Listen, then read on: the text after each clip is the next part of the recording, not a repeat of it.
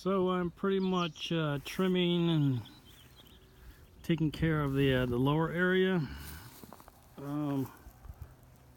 So it's about done here. Now that's flags show where the shed will possibly be. I'm not sure what red sheds tells me tomorrow when they come out, so hopefully they don't have a problem putting it there.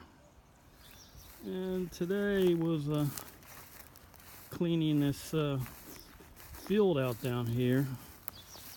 This will be looking out. Here's where the shed front is, and it'll be looking into this meadow, looking west. So I'm kind of like to just have this go turn into a wild meadow, but somewhat controlled. That's looking north toward the Salish. So this really cleaned up nice. This would be a great place to hang out when we get the shed down here. You can see how I left these beautiful ferns trimmed all around them. I ain't gonna cut those beauties down.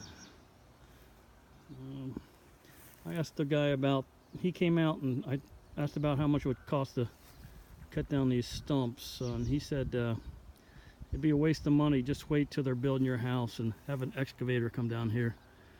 They do a better job and it would be less expensive.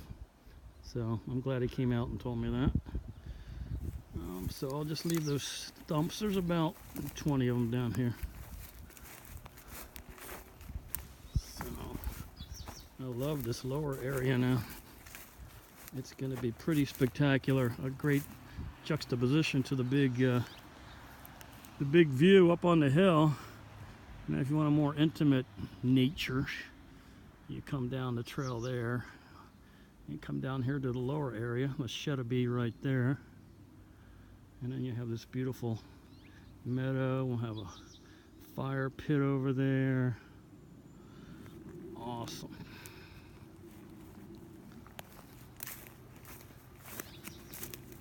So, yeah, really got busy on this lower area. Anyway, can't wait to have a shed right there.